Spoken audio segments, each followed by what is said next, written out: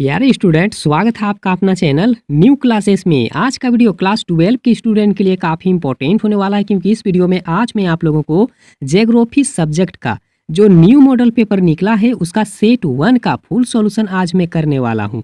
और एग्जाम में आप लोगों को टोटल 1.5 घंटा का समय दिया जाएगा, ठीक है। और इसमें टोटल 35 प्रश्न है और जिसमें 35 अंक भी आप लोगों को मिलेगा। और याद रखिएगा, इस वीडियो में आज मैं सिर्फ और सिर्फ ऑब्जेक्टिव प्रश्न का ही सॉल्व करने वाला हूं। और इसके बाद में भी जो वीडियो हम अपलोड करेंगे उसमें सब्जेक्टिव ऑब्जेक्टिव काफ़ी सारा वीडियो आप लोगों के लिए रहेगा। तो चैनल को सब्सक्राइब नहीं किए हैं तो कर लीजिए। और याद रखिएगा, यह न्यू मॉडल पेपर है, 2023 का न्यू मॉडल पेपर है। और इसी मॉडल पेपर के अनुसार में आप लोगों का जब एग्जाम होगा तो उसमें प्रश्न पूछा जाएगा, बस इसी से रिलेटेड पूछा जाएगा, ठीक है। और काफ़ी इंपॉर्टेंट है। काफ़ी सारे स्टूडेंट कमेंट कर रहे थे सर 12 क्लास का बना दीजिए, तो आज मैं 12 के लिए लाया हूं। और काफ़ी सारे क्लास का मैं वीडियो अपलोड कर रहा हूं, ठीक है। अगर आपके भाई हैं, आपके दोस्त हैं, तो उन्हें भी थोड़ा बता दीजिए कि हाँ, इस चैनल में वीडियो अपलोड हो रहा है और रेगुलर वीडियो अपलोड हो रहा है, ठीक है। तो यहाँ पर देख लीजिए, जो पहला प्रश्न दिया हुआ है कि मानव भूगोल क्रियाशील मानव और अस्थायी पृथ्वी के परिवर्तनशील संबंधों का अध्ययन है, यह किसने कहा है? तो कुमारी सैंपल ने कहा है। आप लोग याद करते चलिए, लिखते चलिए और एक एक प्रश्न के बारे में रिपीट करते चलिए, आंसर को रिपीट करते चलिए ताकि जल्दी से याद हो सके। दूसरा नंबर का प्रश्न आप लोग देख सकते हैं कि निम्नलिखित में से कौन सा एक विरल जनसंख्या वाला क्षेत्र नहीं है? तो याद रखिएगा, विरल जनसंख्या वाला क्षेत्र कौन वाला नहीं होगा? तो दक्षिण पूर्वी एशिया नहीं होगा। यहाँ पर देख लीजिए, पहला ऑप्शन सही होगा, दूसरा भी सही होगा और तीसरा भी सही होगा। लेकिन इस प्रश्न के अनुसार अगर आप लोग चलिएगा तो सी ऑप्शन इसका बिल्कुल राइट आंसर होगा। तीसरा नंबर का प्रश्न यहाँ पर देख लीजिए, जो तीसरा नंबर का प्रश्न दिया हुआ है कि प्रतिकर्ष अपकर्ष कारक उत्तरदायी हैं, तो किसके हैं? तो याद रखिएगा, प्रवास के लिए हैं, ठीक है। जो यहाँ पर पहला ऑप्शन है तीसरा नंबर का बिल्कुल राइट आंसर होगा। आगे यहाँ पर देख सकते हैं आप लोग, जो यहाँ पर 4 नंबर का प्रश्न दिया हुआ है कि सबसे कम लिंग अनुपात किस देश का है? तो याद रखिएगा, किस देश का है? तो लाटविया का है। आप लोग याद करते करते चलिए। यहाँ जो 5 नंबर का प्रश्न देख लीजिए, जो यहाँ पर 5 नंबर का प्रश्न दिया हुआ है कि मानव विकास की अवधारणा निम्न में से किस विद्वान की देन है? तो याद रखिएगा, डॉक्टर महबूब उल हक की देन है। अगला प्रश्न यहाँ पर देख लीजिए, निम्न में से कौन सा रोपण कृषि के अंतर्गत में नहीं आता है? तो यहाँ पर देखिए, कॉफी, यहाँ जो कॉफी दिया हुआ है ये रोपण कृषि है। उसके बाद में देखिए, गन्ना भी रोपण कृषि है, रबड़ भी रोपण कृषि है। लेकिन यहाँ पर अगर आप लोग देखिएगा, गेहूं यह रोपण कृषि के अंतर्गत में नहीं आता है। और 6 नंबर का जो प्रश्न है सी ऑप्शन राइट होगा। आगे यहाँ पर देख लीजिए, जो 7 नंबर का प्रश्न दिया हुआ है कि निम्न में से किस में उच्चतम साक्षरता दर है? तो याद रखिएगा, किस में उच्चतम साक्षरता दर है? तो लक्षद्वीप होगा। क्या होगा? तो लक्षद्वीप होगा सर। आगे यहाँ पर देख लीजिए, जो 8 नंबर का प्रश्न है कि 2011 की जनसंख्या देख लीजिए, 2011 की जनगणना के अनुसार अगर भारत की जनसंख्या देखा जाए तो कितना था? तो याद रखिएगा सर, उसका जो राइट आंसर होगा ना 121.01 करोड़ राइट आंसर होगा। जो बी ऑप्शन है बिल्कुल इसका सही जवाब है।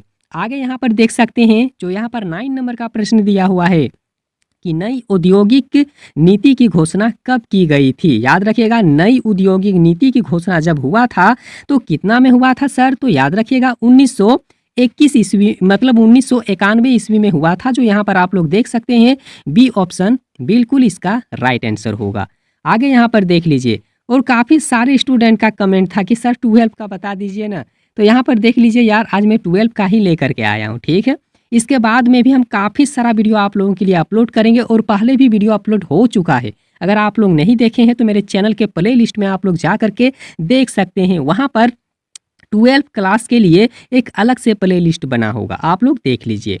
यहाँ पर देखिए, जो 10 नंबर का प्रश्न दिया हुआ है कि निम्नलिखित में से कौन सा नदी के तट पर अवस्थित नहीं है? ऐसा कौन सा, यहाँ पर देख लीजिए, कौन सा जगह है जो नदी के तट पर नहीं बना हुआ है? तो याद रखिएगा, भोपाल इसका राइट आंसर होगा। बाकी देख लीजिए, कोलकाता नदी के तट पर है, आगरा भी है और पटना भी है, लेकिन भोपाल बिल्कुल नदी के तट पर नहीं बसा हुआ है, नहीं बना है, ठीक है। अगला प्रश्न देखिए, जो 11 नंबर का प्रश्न यहाँ पर दिया हुआ है कि शुष्क कृषि में निम्न में से कौन सी फसलें नहीं बोई जाती है, यहाँ पर देख लीजिए नहीं बोई जाती है, तो क्या होगा सर? तो गन्ना होगा। बाकी यहाँ पर रागी देखिए शुष्क मौसम में बोए जाने वाला फसल है, ज्वार भी और मूंगफली भी, ठीक है। लेकिन इसका राइट आंसर होगा डी ऑप्शन, ठीक है। आगे यहाँ पर देखिए जो 12 नंबर का प्रश्न दिया हुआ है कि भारत में नदी द्रोणी में उपभोग योग जल उपभोग योग जल सर्वाधिक निम्न में से किस में है? याद रखिएगा, भारत में नदी द्रोणी में उपभोग योग जल सर्वाधिक निम्न में से आखिर कहाँ पर है? तो याद रखिएगा सिंधु नदी में है, ठीक है। क्या होगा सर? तो सिंधु नदी होगा। अगला यहाँ पर प्रश्न आप लोग देख लीजिए, हीराकुंड डैम किस नदी पर बनाई गई है? तो याद रखिएगा महानदी में बना हुआ है, ठीक है। हीराकुंड डैम या फिर हीराकुंड बांध आप लोग बोल सकते हैं। अगला यहाँ पर प्रश्न देख लीजिए कि 2011 के अनुसार 50 लाख से अधिक जनसंख्या वाला नगर निम्न में से कौन सा है? तो याद रखिएगा 2011 के अनुसार आप लोग देखिएगा तो 50 लाख से अधिक जनसंख्या वाला नगर अगर हम लोग चुन सकते हैं, बोल सकते हैं, तो पुणे होगा। क्या होगा? पुणे इसका राइट आंसर होगा। आगे यहाँ पर देखिए जो 15 नंबर का प्रश्न दिया हुआ है कि चलवासी पशुचारण करने वाली जनजाति कौन सी है जो चलवासी पशुचारण करती है? ठीक है, तो याद रखिएगा मसाई होगा। क्या होगा सर? तो मसाई आंसर होगा, ठीक है। आगे यहाँ पर देख लीजिए जो 16 नंबर का प्रश्न दिया हुआ है कि विश्व में सर्वाधिक जनसंख्या केंद्रित है, तो विश्व में सबसे ज्यादा जनसंख्या केंद्रित है तो कहाँ पर है? तो याद रखिएगा मैदानों में बसा हुआ है, लेकिन पर्वतीय क्षेत्र में उतना नहीं है, पठार में भी उतना नहीं है और मरुस्थल में भी उतना नहीं है, लेकिन अगर कहा जाए तो मैदानों में सबसे ज्यादा जनसंख्या बसा हुआ है। अगला प्रश्न देखिए जो 17 नंबर का प्रश्न दिया हुआ है कि निम्नलिखित में से किसने संयुक्त अरब अमीरात के लिंग अनुपात को निम्न किया है? तो याद रखिएगा यहाँ जो फर्स्ट ऑप्शन में आप लोग देख रहे हैं काफी बड़ा है कि पुरुष कार्यशील जनसंख्या का चयनित प्रवास, और यही इसका राइट आंसर होगा। आगे यहाँ पर देख लीजिए जो 18 नंबर का प्रश्न दिया हुआ है कि निम्नलिखित में से कौन सा देश उच्च मानव विकास वाला देश है? तो उसे हम लोग नॉर्वे कहेंगे, ठीक है। कौन सा देश होगा सर? तो नॉर्वे देश होगा, जो बिल्कुल राइट आंसर है। और अगला यहाँ पर देखिए जो 19 नंबर का प्रश्न है कि निम्न प्रदेशों में से किसमें विस्तृत वाणिज्य अनाज कृषि नहीं की जाती है? तो क्या होगा सर? तो अमेजन क्षेत्र होगा। आप लोग अमेजन का नाम तो सुने होंगे, जहाँ पर बहुत बड़ा एक नदी द्रोणी है, ठीक है, जहाँ पर बहुत बड़ा एक घना जंगल भी है। और यहाँ पर देखिए जो 20 नंबर का प्रश्न दिया हुआ है कि भारत का प्रति वर्ग किलोमीटर जन घनत्व वर्ष 2011 के अनुसार कितना है? तो कितना होगा सर? तो आप लोग याद रखिएगा इसका राइट आंसर होगा 382। क्या होगा? तो 382 होगा, ठीक है। अगला प्रश्न यहाँ पर देखिए कि निम्न में से कौन सा कारक प्रवास का आकर्षक या फिर अनुकूल कारक है? तो उसे हम लोग क्या कहेंगे? तो ऑप्शन के अनुसार आप लोगों को जवाब देना है। तो याद रखिएगा इसका जो राइट आंसर होगा सी ऑप्शन होगा। क्या होगा? तो सी ऑप्शन होगा, ठीक है। आगे यहाँ पर देख लीजिए 22 नंबर का जो प्रश्न दिया हुआ है कि मानव विकास सूचकांक 2016 के संदर्भ में विश्व के देशों में भारत की निम्नलिखित में से कौन सा स्थान था? याद रखिएगा जिस समय 2016 में देश के बारे में जिस समय गिनती हो रहा था, तो उस समय भारत देश को अगर देखा जाए तो यह कितना स्थान में था, कितना नंबर में था? तो याद रखिएगा सर बिल्कुल 131 नंबर में था, ठीक है। भारत कितना नंबर में था? तो 131 नंबर में था, ठीक है। अगला प्रश्न यहाँ पर देखिए कि नदियों के डेल्टाओं के सहारे अधिवास किस प्रतिरूप के होते हैं? तो याद रखिएगा किस प्रतिरूप के होते हैं? तो पंखा प्रतिरूप के होते हैं। आगे यहाँ पर देखिए जो 24 नंबर का प्रश्न दिया हुआ है कि आर्द्र कृषि में कितनी वार्षिक वर्षा कम से कम होनी चाहिए? तो 75 सेंटीमीटर से अधिक वर्षा होनी चाहिए। आगे यहाँ पर देखिए जो 25 नंबर का प्रश्न दिया हुआ है कि निम्नलिखित नदियों में से किस नदी में सर्वाधिक पुनः पूर्ति योग भौम जल उसमें रहता है या फिर भौम जल संसाधन है? तो उसे हम लोग क्या कहेंगे सर? तो याद रखिएगा गंगा नदी में भौम जल पाया जाता है जो काफी पुनः पूर्ति योग है, ठीक है। आगे यहाँ पर देख लीजिए कि हरित क्रांति शब्द का प्रयोग सर्वप्रथम किस विद्वान ने किया था, तो उस विद्वान का नाम क्या है? तो याद रखिएगा 26 नंबर का सी ऑप्शन बिल्कुल राइट होगा, जिसे हम लोग डॉक्टर विलियम गोट के नाम से जानते हैं। अगला यहाँ पर प्रश्न देखिए, जो 27 नंबर का प्रश्न दिया हुआ है कि भारतीय जनगणना इतिहास में किस वर्ष को ग्रेट डिवाइड की संज्ञा दी गई है? याद रखिएगा भारतीय जनगणना इतिहास में किस वर्ष को ग्रेट डिवाइड की संज्ञा दी गई है? तो याद रखिएगा 27 का जो डी ऑप्शन है बिल्कुल राइट होगा, 1921। ठीक है, आप लोग लिखते चलिए और याद भी करते चलिए। अगला प्रश्न यहाँ पर देख लीजिए, जो 28 नंबर का प्रश्न है कि भारत में स्थानांतरित कृषि को क्या कहा जाता है? तो झूम कृषि उसे हम लोग कहेंगे, जो एक एक जगह में जा करके घूम घूम के किया जाता है। ठीक है, तो उसे झूम कृषि कहा जाता है। आगे यहाँ पर देख लीजिए कि दो देशों के मध्य व्यापार कहलाता है, तो दो देश के बीच में जब व्यापार किया जाता है तो उसे हम लोग अंतर्राष्ट्रीय व्यापार कहेंगे। ठीक है, क्या कहेंगे? तो अंतर्राष्ट्रीय व्यापार कहेंगे।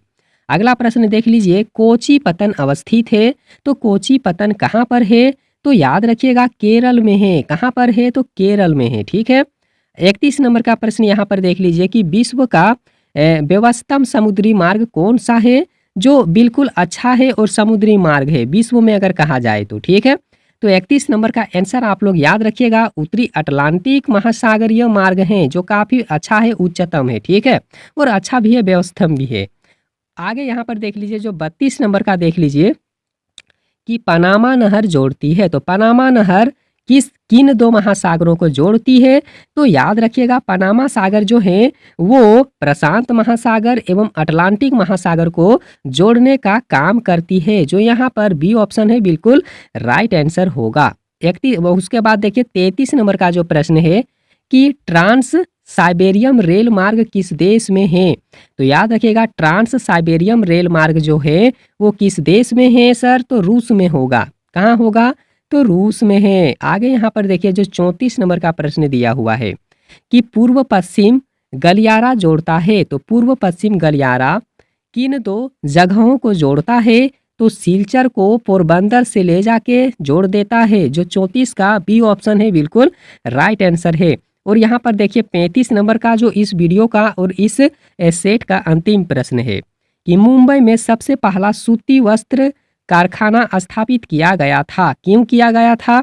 तो याद रखिएगा मुंबई एक पतन है इसलिए, मुंबई एक वित्तीय केंद्र था इसलिए, और संस्पर्शी कपास उत्पादक क्षेत्र है इसलिए। मतलब यहाँ पर सब ऑप्शन बिल्कुल राइट होगा। जो इस प्रश्न का सही जवाब है ऑप्शन सी, मतलब ऑप्शन डी, जो बिल्कुल राइट आंसर होगा। सब होगा यहाँ पर, क्या होगा सर? तो सब होगा। ठीक है, और इसी तरह से आप लोग देख लीजिए यहाँ पर 35 प्रश्न मैंने सॉल्व किया है, जो काफ़ी अच्छा है, काफ़ी इंपॉर्टेंट है आप सभी के लिए, क्योंकि इसी से रिलेटेड एग्जाम में प्रश्न पूछा जाएगा। आप लोग याद करके रखिएगा। और इसके बाद में भी हम काफ़ी सारा वीडियो आप लोगों के लिए लाएंगे, सब्जेक्टिव ऑब्जेक्टिव बहुत सारा वीडियो आप लोगों के लिए लाएंगे, क्योंकि परीक्षा मार्च में होगा, अभी टाइम है आप लोगों के लिए। ठीक है, तो आप लोग चैनल को सब्सक्राइब कीजिए और मैं जितने सारे वीडियो अपलोड करूँ आप लोग वीडियो को जरूर देखिएगा। और वीडियो कैसा लगा, वीडियो से संबंधित अगर मन में कोई भी डाउट हो तो आप हमें कमेंट सेक्शन में कमेंट कीजिए। और वीडियो देखने के लिए बहुत बहुत धन्यवाद।